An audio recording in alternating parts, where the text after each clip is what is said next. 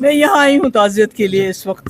یہ جو ہمارے شیخ غلام حسن صاحب جو نہ صرف جماعت اسلامی کے ایکس چیف رہے ہیں بلکہ ایک بہت ہی بڑے اسلامک اسکالر رہے ہیں اور بڑی ہی اپنے لوگوں کے اندر بڑی ہی ذی عزیز شخصیت رہے ہیں جو اس دنیا سے چلے گئے.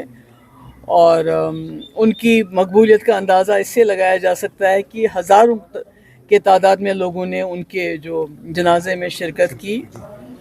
اور اب مجھے افسوس ہی اس بات کا ہے کہ جو لوگ جنازے میں شرکت کے لیے چلے گئے جذبات میں بہہ کے کچھ لوگوں نے تقاریر کی ہوں گی ایسی جو شاید ہماری پسند کے مطابق نہ ہو، پر اس میں کوئی اینٹی نیشنل ملک کے خلاف کوئی بات نہیں ہوئی.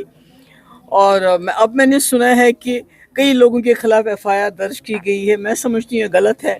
ایک طرف سے آر ایس ایس کے بہت بڑے لیڈر ہوس بولتے ہیں کہ پاکستان سے بات چیت کرنی چاہیے، لوگوں کی آواز ہونی چاہیے، ڈائلاگ اوپن رکھنا چاہیے. دوسری طرف سے ہم جماعت اسلامی، ایک جماعت جو یہاں رہی ہے جموں کشمیر میں، جن کا اپنی ایک آئیڈیالوجی ہے، اس کے ساتھ ہو سکتا ہے ہم ایگری نہیں کرتے ہوں، جنہوں نے یہاں سکول دیے ہیں، بچوں کو اچھے تعلیم دی ہے، بڑے ڈاکٹر انجینئر ان سکولوں سے، ان کو پہلے بند کر دیا.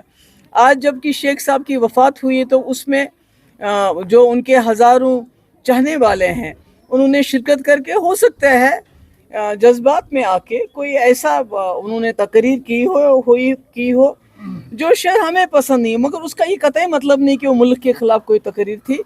تو آپ ان کے خلاف ایف آئی آر درج کرنا، میں کہتی ہوں پاکستان سے تو ہم بات چیت کی بات کرنے شروع کر رہے ہیں، تو یہاں اپنے لوگوں کے ساتھ اس قسم کا سلوک.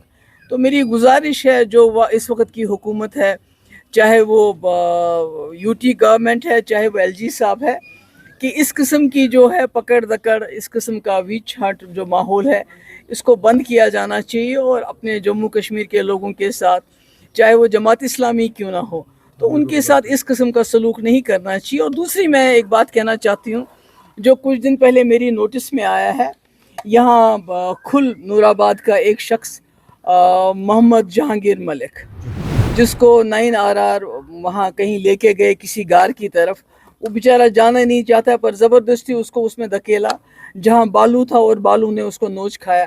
اس وقت وہ سکمز میں زندگی اور موت کی لڑائی لڑ رہا ہے. تو میری گزارش ہے ایس پی صاحب سے کہ اس میں فوری جو ہے کارروائی ہونی چاہیے.